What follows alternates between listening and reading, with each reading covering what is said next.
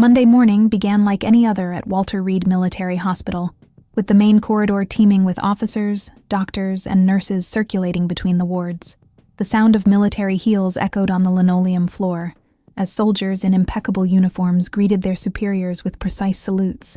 Amidst that disciplined routine, Dr. Sarah Mitchell pushed a cart of medical supplies down the corridor. Wearing her white coat over the discreet military uniform she wore underneath, Sarah was 38 years old, with brown hair pulled back in a functional bun and green eyes that observed everything with clinical attention. She had served in the United States Armed Forces for 15 years, completing 3 tours in Afghanistan and 2 in Iraq as a combat medic. Her hands had saved dozens of lives under enemy fire, operating in tents while explosions shook the ground around them. But that morning, pushing a cart because her assistant was absent, she seemed like just another employee going through routine tasks. A group of 3 young officers, recently promoted to lieutenants, passed by her without even glancing. They were excited, discussing their new assignments with youthful enthusiasm. One of them bumped into Sarah's cart, causing several boxes of surgical gloves to fall to the ground.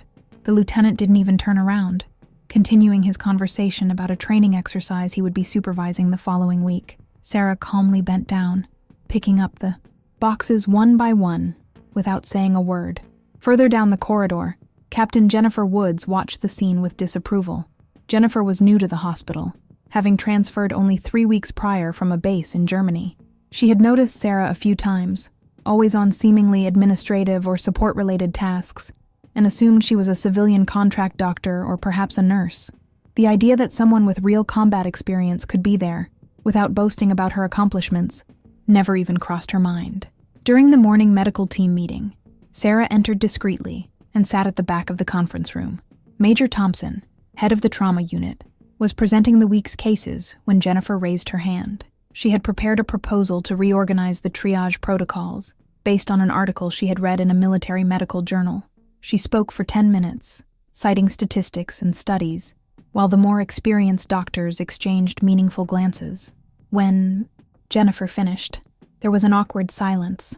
Major Thompson cleared his throat, poised to respond diplomatically, when Sarah spoke from the back of the room.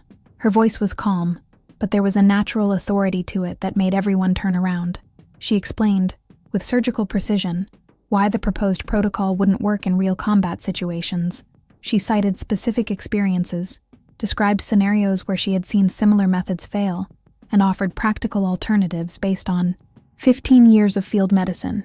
Jennifer felt her face flush. She began to argue, but Major Thompson gently interrupted her, explaining that Dr. Mitchell was right, and that her experience in war zones was unmatched in the unit. Jennifer nodded stiffly, but inside she seethed with resentment. Who was this woman she always saw pushing carts and organizing supplies to speak with such authority? In the following days, Jennifer observed Sarah more closely, but her observations only confirmed her initial suspicions. She saw Sarah helping to change sheets when the nursing staff was overwhelmed, carrying heavy equipment, even cleaning up a spill in the hallway when a patient had knocked over a pitcher of water. To Jennifer, this confirmed that Sarah wasn't really important in the hospital hierarchy, regardless of her opinions during meetings. What Jennifer didn't know was that Sarah had been raised by a father who had served in Vietnam, and who had taught her from an early age that rank didn't mean being above hard work. Sarah believed that a true military leader didn't ask anything of their subordinates that they weren't willing to do themselves, so she carried boxes, cleaned when necessary, and treated every person in the hospital, from the janitor to the general, with the same respect. On Thursday of that week, a military bus was involved in a serious accident on the highway near the base. 23 injured soldiers began arriving at the emergency room within minutes. The entire hospital went into mass emergency mode. Jennifer was on duty in triage when the first patients arrived, and she quickly found herself overwhelmed by the number and severity of the injuries. Sarah was in her office finalizing reports when she heard the alarm. She dropped everything and rushed to the emergency room, already taking off her lab coat and rolling up her sleeves. When she arrived, she found Jennifer trying to assess 4 patients simultaneously, visibly lost in the chaotic scene. Of multiple trauma, Sarah didn't hesitate. She began giving clear and direct orders, reorganizing the patient flow, assigning teams to each case, and prioritizing with the efficiency of someone who had done this hundreds of times under enemy fire.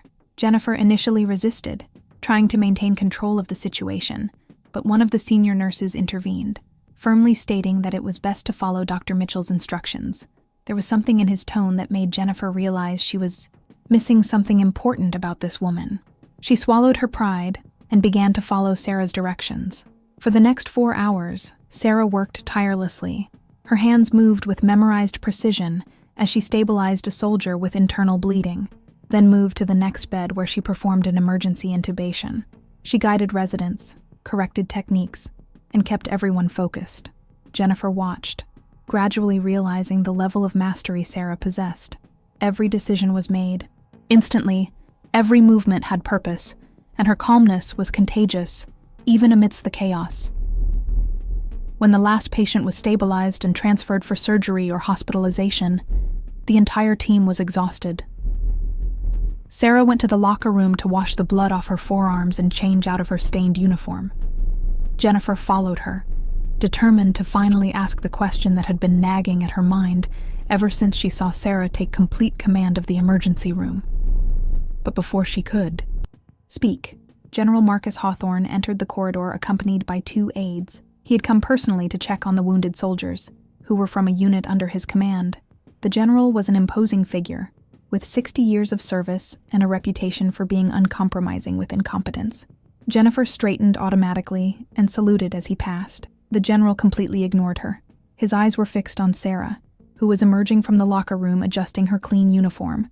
And that's when Jennifer saw something that made her stomach drop. When Sarah adjusted her military jacket, the insignia on her shoulders became visible for the first time since Jennifer had arrived at the hospital. They weren't the captain's stripes Jennifer wore. They were stars, 3 of them.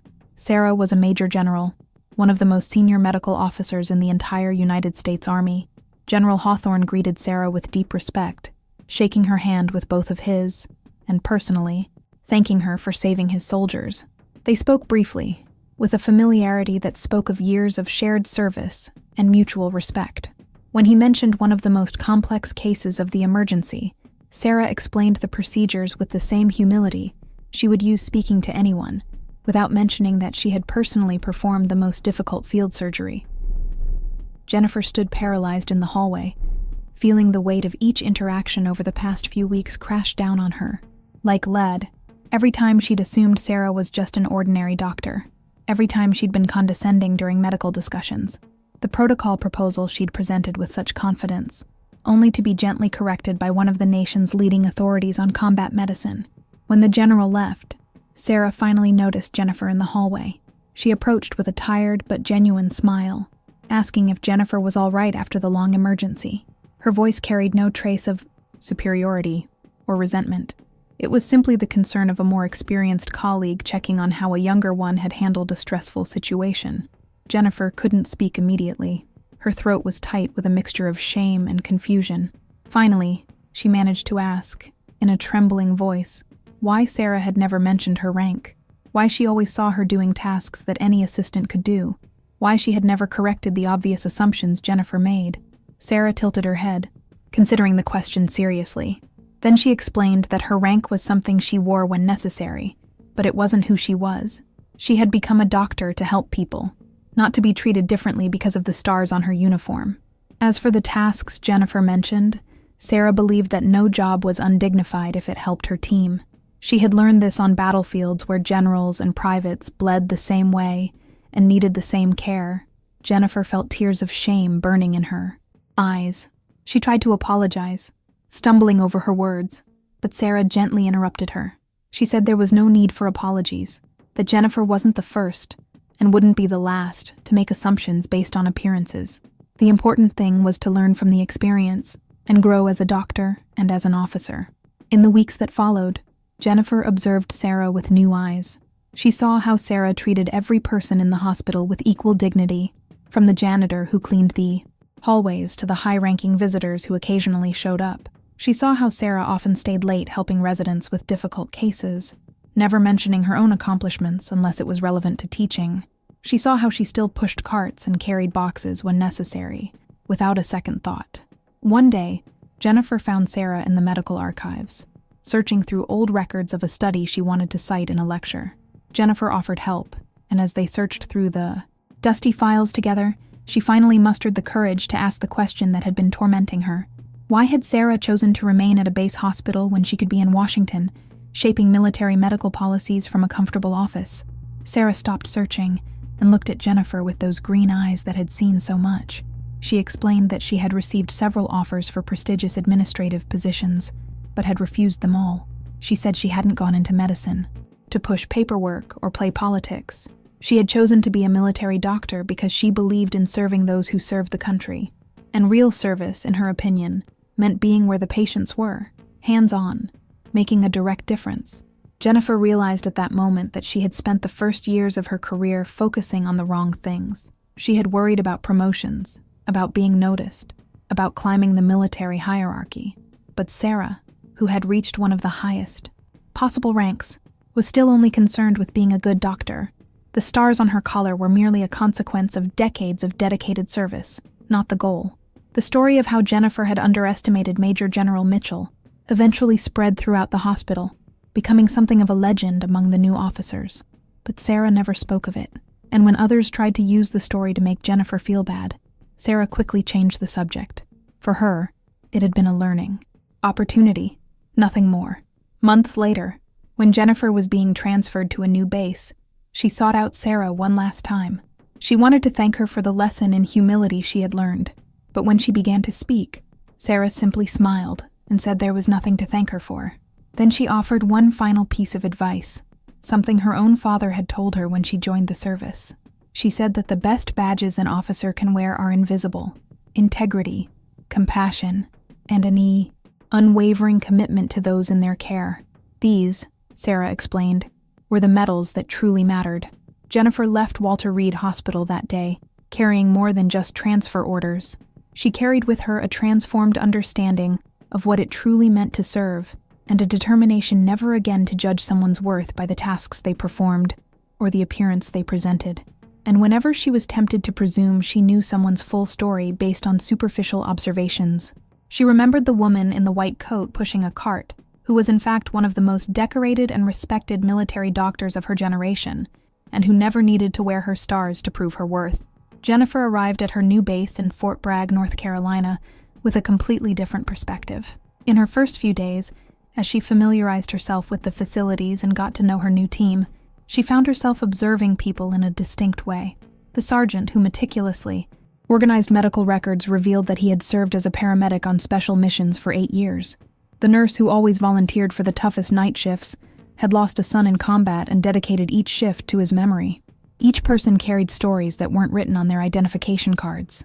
During her first team meeting, Jennifer noticed an older doctor sitting discreetly in the corner of the room. Dr. Raymond Chen had gray hair and a stooped posture that suggested fatigue. When the medical commander asked for opinions on a new pain management protocol for veterans, Dr. Chen spoke briefly, mentioning considerations about opioid dependence that seemed to come from deep experience. Jennifer didn't assume anything this time. After the meeting, she approached him and simply introduced herself, asking if he would have time to talk about his experience in the field. What she discovered was that Dr. Chen had pioneered chronic pain treatment techniques for amputees, developing protocols that were now used throughout the military healthcare system. He could have been lecturing the world, but he preferred working directly with patients. His humility immediately reminded Jennifer of Sarah Mitchell, and she realized she had found another valuable mentor, but only because this time she had asked the right questions. 3 months after her transfer, Jennifer received an unexpected call. It was Sarah, checking in on how she was adjusting to her new base. The call was brief but warm, and Sarah casually mentioned that she would be in North Carolina the following month for a military medical conference. She asked if Jennifer would like to have dinner with her, and Jennifer immediately accepted, feeling a deep gratitude that Sarah hadn't given up on her after her initial setbacks. When they met at the restaurant near the base, Jennifer barely recognized Sarah at first. She was in civilian clothes, jeans, and a simple blouse, looking like any other woman, enjoying a night out. They talked for hours, and Jennifer shared how the lessons learned at Walter Reed had transformed her approach to medicine and leadership. Sarah listened attentively, asking insightful questions and offering observations when appropriate. At one point, Jennifer confessed something that had been bothering her for months. She said that sometimes she still caught herself judging people quickly, still fighting impulses to categorize colleagues based on first impressions. Sarah laughed softly and admitted that everyone did that to some extent, that it was human nature to look for patterns and make quick assumptions. The trick, she explained, was to recognize when you were doing it and consciously choose to question those assumptions. Sarah then told a story she had never widely shared before. Years earlier, during her first tour in Afghanistan, she had treated a wounded Afghan soldier brought in by Allied forces.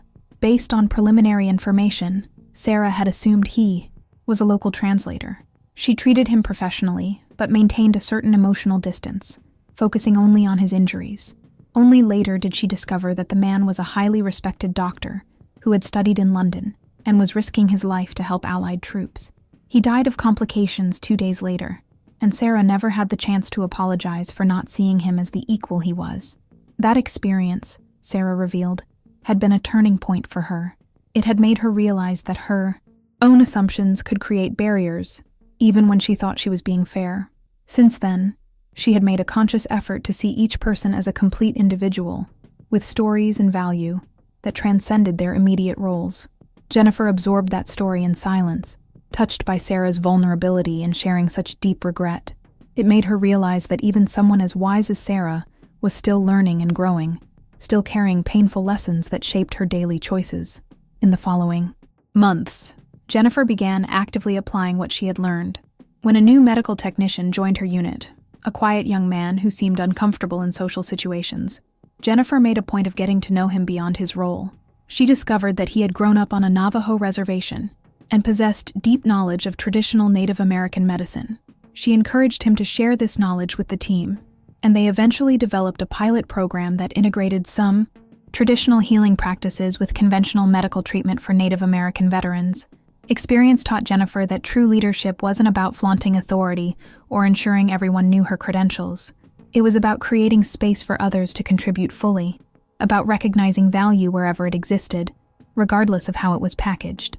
A year after leaving Walter Reed, Jennifer was invited to speak at a military medicine conference about innovative screening protocols.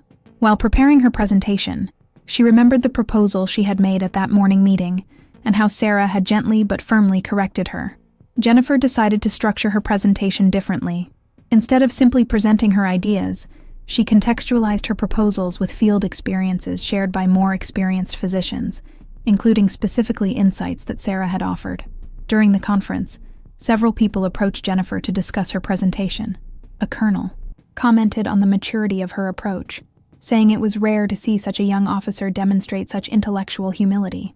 Jennifer graciously accepted the compliment, but internally knew that this maturity had been hard-won through the shame of her initial assumptions about Sarah. Sarah was in the audience during Jennifer's lecture, though Jennifer only found out about it afterward. When they finally met in the convention center lobby, Sarah hugged her warmly and said she was proud of the officer Jennifer was becoming. She didn't specifically mention the lecture or how Jennifer had properly credited others' ideas. It wasn't necessary. They both understood the progress that had been made. As they walked together to the parking lot, Sarah mentioned that she was considering retirement in the coming years. She said she had trained a new generation of military doctors and felt it was time to leave the field open for younger voices. Jennifer felt a pang of sadness upon hearing this, but also understanding.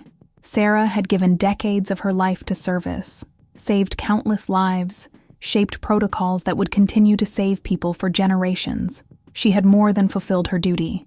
Before parting ways, Sarah took Jennifer's hand and said something that would stay with her forever. She said that an officer's true legacy wasn't the medals on the wall or the stars on their collar, but the people they influenced to be better. Jennifer, she observed, was building exactly that kind of legacy, and that mattered more than any promotion or honor. Jennifer drove back to Fort Bragg that night, with tears in her eyes, but they were tears of gratitude. She thought about how a moment of shame in a hospital hallway had completely redirected her career and her life. She thought about Sarah pushing that cart, how that image had become a symbol for her of true servant leadership. In the years that followed, whenever Jennifer found herself in a position of authority, whenever young officers sought her guidance, she remembered the lessons she had learned. She never used her rising credentials as a shield or a sword. Instead, she strove to be the kind of leader Sarah had modeled, present, humble, dedicated to service above status. And when the day finally came for Jennifer to receive her first star, promoted to Brigadier General, she didn't celebrate with pomp or elaborate ceremony. Instead, she called Sarah, now retired, and living quietly in Oregon, and simply thanked her. Thanked her for being patient with an arrogant young officer, for teaching by example instead of humiliation, for showing that true greatness often comes disguised as humility. Sarah laughed on the other end of the line, that warm laugh. Jennifer had come to know her so well, and she said that Jennifer didn't need to thank her for anything. She had simply done what any good mentor would do, plant seeds and trust that they would grow. And Jennifer had grown magnificently,